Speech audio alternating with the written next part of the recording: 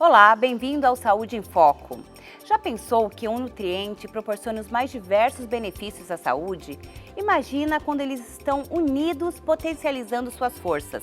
Saiba como a absorção dessa combinação de elementos no dia a dia é primordial para a melhor qualidade de vida e no funcionamento completo do organismo.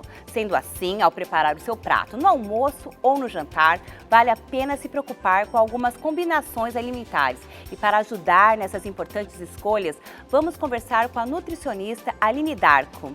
Seja bem-vinda, Aline. Olá, tudo bem, Ana Paula?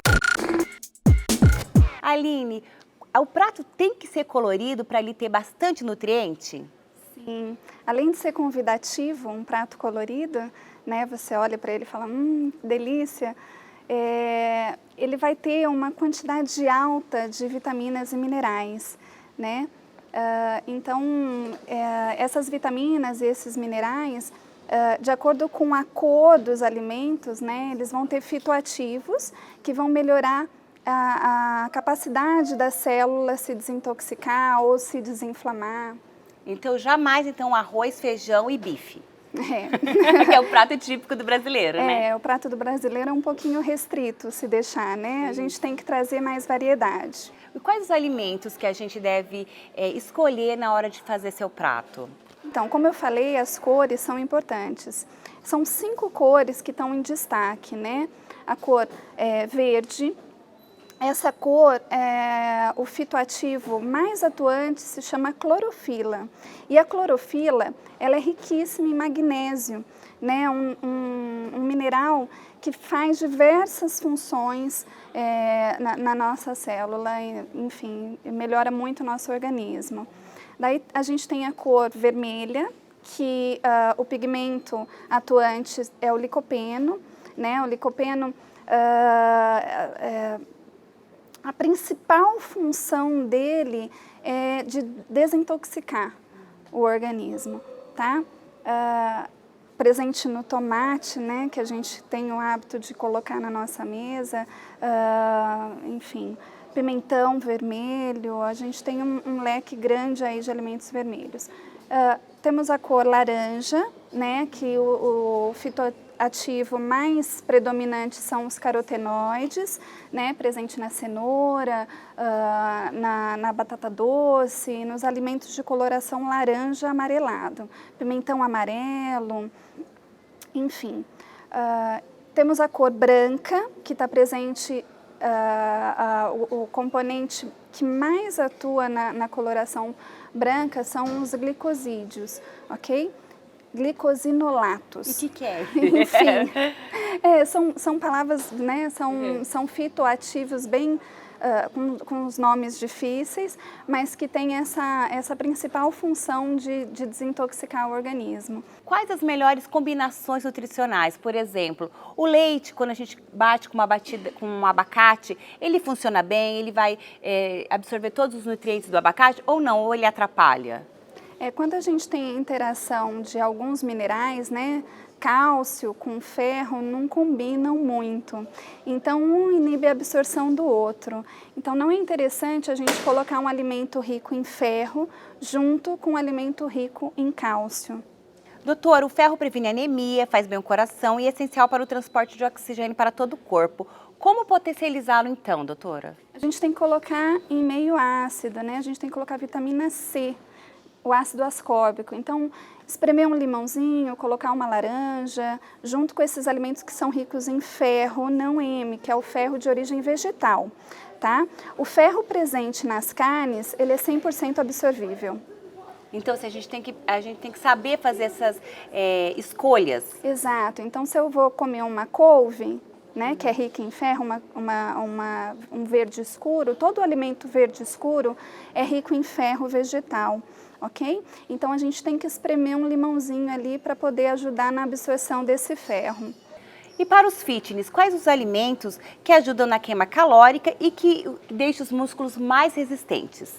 Então, olha, eu gosto muito de citar o abacate, porque o abacate ele vai atender tanto os veganos como os vegetarianos e os carnívoros, ok? E o abacate, ele é rico em glutationa. A glutationa é uma proteína que potencializa o ganho de massa muscular. Então é bem interessante trazer aí o abacate. Os seguidores de uma nutrição vegetariana ou vegana precisam ficar atentos à ingestão correta de nutrientes para suprir a necessidade de proteínas que encontramos nos alimentos de origem animal. O que fazer para fazer essa substituição? Sim, os alimentos que são as leguminosas são ricos em proteína vegetal, então é interessante sempre ter uma leguminosa junto com uma verdura verde escura, né? Até para aumentar essa absorção dessa proteína vegetal, ok? E na hora que for montar o prato, é aquilo que eu falei, tem que ter as 5 cores. E só isso daí, ele tem que tomar alguma outra substância, uma cápsula, ou não? Só essa verdura escura já supriria? Com a anamnese dessa pessoa, a gente consegue ter uma história alimentar e a partir dessa história alimentar, ver possíveis carências que possam estar ocorrendo nesse organismo, ok? Se não for fazer nenhum exame específico. Laboratorial.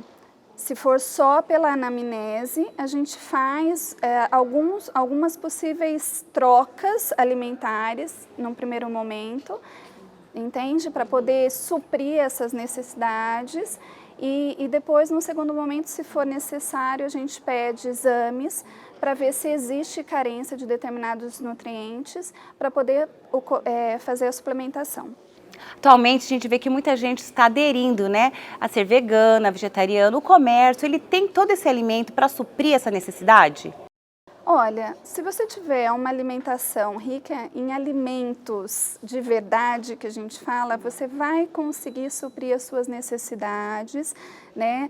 Então, assim, eu acredito sim que no Brasil a gente tem uma variedade imensa de alimentos, e a gente não precisa partir para alimentos industrializados, não é o foco, né? Então, o que eu vejo que existe um público hoje em dia que está muito mais atento com relação a trazer esses alimentos de verdade para o prato do que buscar por suplementos e alimentos industrializados. A carne, o peixe ou a ave? O que é melhor para comer? Existe isso, doutor, ou não? O que existe é um equilíbrio, né? Por exemplo, a carne vermelha, ela é rica em ferro, ok? O peixe, ele é rico nos ômegas, né? Que a gente tanto ouve falar. E o frango, ele tem, vamos dizer, ele é o meio termo da carne vermelha e do peixe. Então, quando você consegue trazer esses 3 tipos de proteína animal, tentando trazer 2 dias um, 2 dias o outro, enfim, você consegue ter uma variedade de aportes de vitaminas e minerais diferentes. Comer peixe pelo menos 2 vezes por semana torna o corpo mais saudável? Ele é mais eficaz? Tem muita gente que torce o nariz para o peixe, né? Sim, o peixe ele é de mais fácil digestão, né? Então, até para o corte a gente já consegue ver uma boa diferença. Então, isso melhora a digestibilidade do estômago, do intestino, na captação da proteica desse alimento. Quando esse alimento de mais fácil digestão, a gente consegue absorver mais a proteína num tempo mais rápido e não deixar com que o carboidrato seja de rápida absorção. Deu para entender? Então, assim, se eu misturo um peixe com um carboidrato,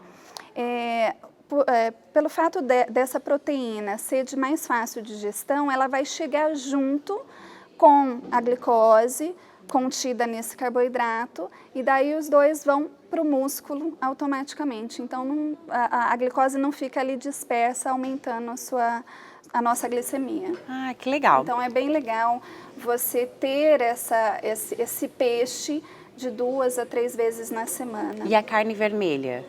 Então, a carne vermelha, a gente consegue também fazer com que ela seja de mais fácil digestão. Lembra que eu te falei sobre colocar os ácidos, né, a vitamina C ali misturado? Quando a gente coloca um alimento ácido em contato com essa carne, você faz com que essa carne, o aminoácido de cadeia longa se transforme em cadeia curta. E daí que é o processo de deixar a carne de molho. Já ouviu falar sobre como isso? Que funciona? Eu já ouvi falar, mas explica então, pra gente como que funciona. Quando a gente mistura essa carne num meio ácido junto com ervas, especiarias, essa carne ela vai até mudando a coloração dela. Porque o mesmo processo que o nosso estômago tem de produzir ácido clorídrico, eu já estou fazendo antes de eu receber aquele alimento. Então, até no processo de mastigação, essa carne fica mais macia. E fica melhor na hora de fazer digestão, Exatamente. né? Fica mais leve, né? Fica mais leve. E daí, esse aminoácido vai chegar junto com a glicose na corrente sanguínea. E quais os alimentos onde o ômega 3 é encontrado em abundância? Hoje fala-se muito da importância do ômega 3, que não é que o corpo da gente ele não produz, né? Não produz. Bom, os pescados são ricos, né? E um alimento riquíssimo em ômega 3, que dá para a gente colocar aí no café da manhã, ou no almoço, na salada, enfim, é a linhaça. A linhaça dourada é um dos alimentos mais ricos em ômega. E a linhaça, ela tem várias propriedades, né, hoje em dia, não tem? Que as pessoas hoje em dia, tudo colocam uma linhaça no suco. Por quê? Sim. Olha, o que é importante falar sobre os grãos em geral, que eles têm que ser deixados de molho para retirar o ácido fítico, o fitato, que é um antinutriente que inibe a absorção de vitaminas e minerais contidos naquele grão. Então, todo e qualquer grão, independente se é uma chia, um arroz integral, uma lentilha, um grão de bico, a gente tem que deixar de molho. Então, muita gente pergunta, a linhaça também? A linhaça também tem que deixar de molho? Sim, tem que deixar de molho. A grande vantagem da linhaça são 8 horas de molho e ir trocando essa água aí umas 3 vezes, tá? Isso vale para o feijão, né? Os antigos faziam muito isso, de trocar, de deixar o feijão de molho. Exatamente. Eles faziam porque não tinham panela de pressão. Mas hoje a gente tem essa desvantagem, a gente coloca ali na panela de pressão e esse fitato vai junto. E o que faz para o organismo se a gente não faz isso? O que acontece? Então, esse fitato, ele vai grudar no cálcio e no ferro e vai eliminar pelas fezes, não vai deixar absorver esses minerais. Então, por isso que é importante fazer a combinação e fazer tudo certinho, né? Exatamente. Conforme a senhora falou. Exatamente. E quais os alimentos que reduzem os radicais livres? Então, olha, radicais livres a gente está produzindo o tempo todo a partir do momento que a gente está respirando, né? Então, os antioxidantes.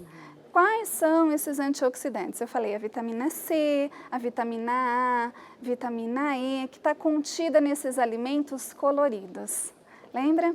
Então, esses alimentos, vou dar um exemplo aí. Verde, vermelho e laranja são as principais cores de antioxidantes. Tá? Então, se a gente for pensar o suco verde, no caso. O suco verde.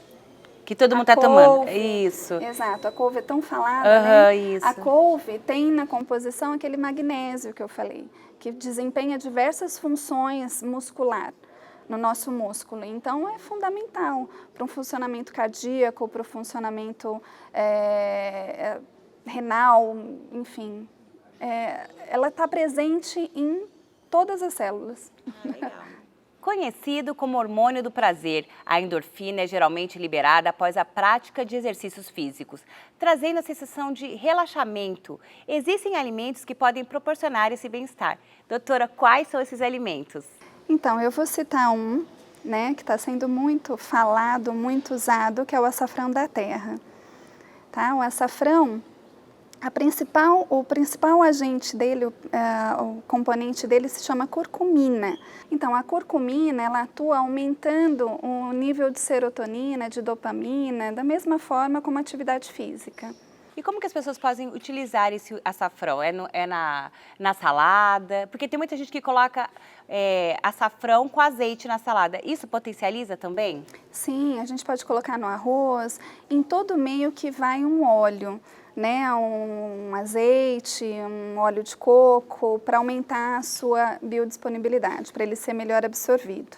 Vamos falar no próximo bloco sobre os mitos na alimentação.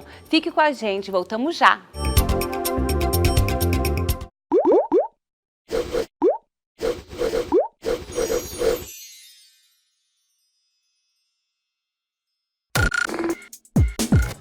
Voltamos com a nossa entrevistada, Aline Darko, ela que é nutricionista. Vamos falar sobre os mitos. Leite faz mal? Então, olha, existe dois lados da moeda, né? Existem profissionais que são contrários ao consumo de leite e existem profissionais que aceitam o consumo de leite. Tudo é uma questão de quantidade. Eu sou a profissional que acredita nessa quantidade, né? Quando a gente faz a anamnese de uma pessoa, vendo o histórico alimentar dela, você tem que ver se está sendo exagerado o consumo de leite e derivados. Porque daí esse consumo exagerado, eu não vou ter enzimas digestivas para digerir o leite, entende? Então isso vai gerando uma sobrecarga para os meus órgãos e daí não é interessante. Mas isso tem que ser analisado individualmente. Então não pode tirar o leite e falar, olha, eu não vou tomar mais nada que tem leite, sem saber se tem essa intolerância, né? Porque às vezes a pessoa tem nesse alimento, vamos pensar num vegetariano, né, que consome leite e ovo. Então ele vai ter um aporte aí de cálcio, né, de componentes que existem no leite que é interessante. Então, nada de tirar, então tudo na medida, né? Tudo na medida. O cálcio presente nos derivados do leite, nos queijos, nos iogurtes, tem uma quantidade muito maior. Então, às vezes é interessante retirar o leite propriamente dito, né, e colocar os seus derivados. Mas tudo isso tem que ser analisado individualmente. O ovo já foi visto como um grande vilão e atualmente é um dos queridinhos de quem faz atividade física, né? Sim. O ovo, ele ainda dá muito colesterol ou não? Pode comer ovo à vontade? O ovo tem infinitas vantagens, né? Além de ser rico em albumina, tem zeaxantina, luteína, presente na gema do ovo, que é interessantíssimo para quem tem aí uma dificuldade na visão, né? Porque a mácula, que é onde a gente foca a visão, ela é beneficiada com esses dois componentes, a zeaxantina e a luteína. E, então, assim, a gente não pode incriminá-lo. É tudo uma noção da quantidade. O excesso, o exagero disso, comer 8, 9 ovos, de repente aí eu tenho que repensar a minha alimentação. Cozido a frito, é melhor? É, melhor o cozido. E qual a quantidade? Para quem faz essa prática que não fica sem o ovo? Assim, olha, como tudo eu te disse, como é personalizado, isso vai depender de mulher, de homem, né, da idade que essa pessoa tenha, enfim, porque o excesso, o exagero de proteína para o organismo pode ter aí uma sobrecarga renal. Então a gente precisa analisar individualmente. Não consigo te dizer a quantidade. E os alimentos, quando cozidos, eles perdem o valor nutricional? Quando cozidos? Isso. Como? É mito ou não? Não. O que acontece é o seguinte, todo alimento que passa por processamento, ele vai perder um pouco das vitaminas e minerais, ok? Então, alimento cru eu tenho uma quantidade maior, mas para você ter para te dar um exemplo, lembra que eu falei dos alimentos de cor vermelha, né, que são ricos em licopeno? O licopeno, para ter em grande quantidade no meu organismo, eu preciso fazer com que esse alimento passe pelo cozimento. Então, o tomate, quando eu começo a cozinhar, ele tem uma coloração menos avermelhada e em torno de 10 minutos, ele vai ter uma coloração mais intensa, porque você vai aumentar o seu recurso aí de licopeno. A mesma coisa acontece com os carotenoides, né, que quando cozidos são melhores do que cru. Então depende muito do tipo de alimento, tá? E da coloração. E é preciso cortar o glúten para seguir uma alimentação saudável? Porque todo mundo fala, vou tirar o glúten. Bolo sem glúten, pão sem glúten. São coisas que devem ser separadas, né? Temos pacientes, tem pessoas que são intolerantes ao glúten. Eu não tenho a enzima que digere esse glúten. O que está acontecendo é que pessoas que são intolerantes ao glúten, por uma alteração genética, né, não vão ter, os anticorpos vão agredir esse glúten e deixar resíduos no intestino, né, o que a gente chama de doença celíaca. E tem pessoas que têm hipersensibilidade ao glúten. Essa hipersensibilidade a gente observa naqueles pacientes que comem muito alimentos que são ricos em trigo, centeio, né? E daí isso faz com que o organismo fique saturado, tá? E o que acontece também é que o trigo em si, ele já sofreu muita modificação, né? Então, por ter sofrido muita modificação genética, o nosso organismo tem mais dificuldade de digerir. Ok? Então, o excesso do glúten realmente é muito ruim. Quando a pessoa ingere numa quantidade muito alta, a gente reduz isso ou retira por um tempo para desintoxicar aquele organismo e fazer com que ele capte mais vitaminas e minerais e melhore como um todo. Tá? Óleo de coco emagrece? Bom, um alimento só não é o suficiente, né? O óleo de coco tem propriedades incríveis, é uma gordura poliinsaturada, que vai ter as mesmas vantagens dos ômegas, né? Então, na composição dele em si, a gordura monoinsaturada também ajuda muito, tem compostos fenólicos. Isso faz com que o nosso organismo melhore mais no funcionamento, mas ele não é a solução. O excesso dele, muito pelo contrário, é ruim. Porque lembrando que os óleos têm 9, não gosto muito de falar em caloria, né? Mas cada grama de óleo tem 9 calorias. Se eu consumo umas 20 gramas, aí faço o cálculo diário. Isso vai ser um aporte de caloria elevado, tá? E no uso dos óleos, qual que é o melhor? Seria o melhor para o consumo diário? Eu gosto muito dos azeites extra virgem, né? Num grau de acidez menor, a 0,2. Eles são ricos em fenólicos. Gosto do óleo de coco, gosto da gordura do porco em pequeníssima quantidade. Então a banha de porco é realmente boa mesmo? Tudo é uma questão de quantidade. A manteiga, né? A margarina em hipótese alguma, né? Existe aqueles que você fala, não, esse nunca, tá? Então, óleo de soja tem que ser repensado, canola, milho, esses óleos já não são tão queridinhos assim. E comer arroz integral emagrece? Sim, ele vai despotencializar a ação dessa glicose, né? Porque na casca do grão, e daí é uma questão de quantidade também, na casca eu vou ter mais proteína vegetal e isso não vai deixar esse carboidrato ser de rápida absorção. Para finalizar, vamos falar sobre frequências das refeições. Em geral, as pessoas tendem a se sentir melhor com as 3 refeições diárias, mas tem quem prefere se alimentar a cada 3 horas e até mesmo fazer um jejum intermitente. Todas as formas são válidas? Então, a gente precisa analisar individualmente, tá?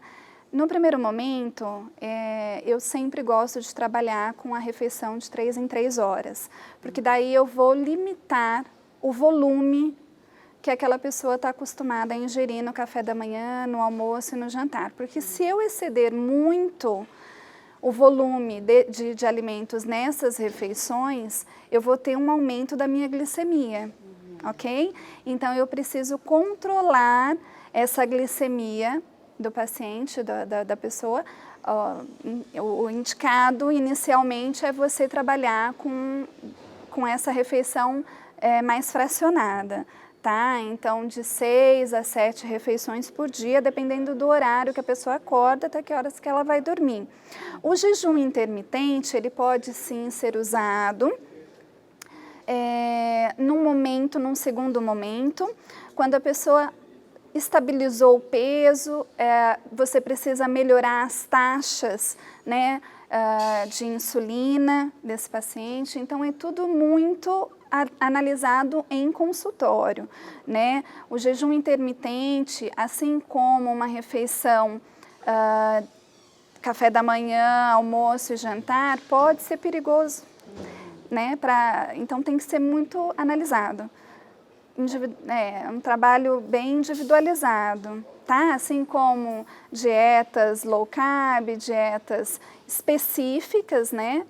São interessantes trazer num segundo momento, mas primeiro a gente precisa analisar o comportamento desse indivíduo alimentar para poder fazer com que ele tenha ciência do quanto ele ingere em volume de alimento e fazer com que isso, ao longo do dia, ele tenha percepções do quanto ele está ingerindo em volume e do quanto e a variedade que ele está trazendo, né, de alimentos, que é muito mais importante até do que fazer aí inicialmente um jejum intermitente. O café da manhã é necessário que ele seja rico, a pessoa se alimente bem no café da manhã, porque tem gente que sai só com café e com pão. Quando a gente dorme, a gente fica aí 8 horas, 9 horas sem se alimentar. Então, nesse período, para você ter uma ideia, Ana Paula, a gente gasta mais caloria dormindo do que acordado. Então, a gente acorda, o nível de glicose sanguínea está baixo. É interessante, sim, se alimentar de forma correta, trazendo um carboidrato, uma proteína e uma gordura, para não deixar esse carboidrato também ser de rápida absorção. Eu não posso comer só uma fruta e sair, eu não posso tomar só um café e sair. Mas, por exemplo, no jejum intermitente, você entraria só com café. Exato. Né? E ficaria mais algumas horas sem se alimentar. Então, depende muito de como essa pessoa está sendo analisada. O que a gente tem que ter de cautela? Para um indivíduo saudável, você consegue, sim, trabalhar com jejum intermitente de imediato, mas com uma pessoa que tenha um nível de gordura mais elevado, gordura visceral, né, gordura subcutânea, a gente trabalha com esse café da manhã sem ser em grande quantidade, né, porque você precisa controlar aí o carboidrato, mas ele acontecendo para não gerar muito desgaste para o organismo. Entende? Obrigada, doutora, pela sua presença aqui no nosso programa. Foi um prazer. O programa Saúde em Foco fica por aqui.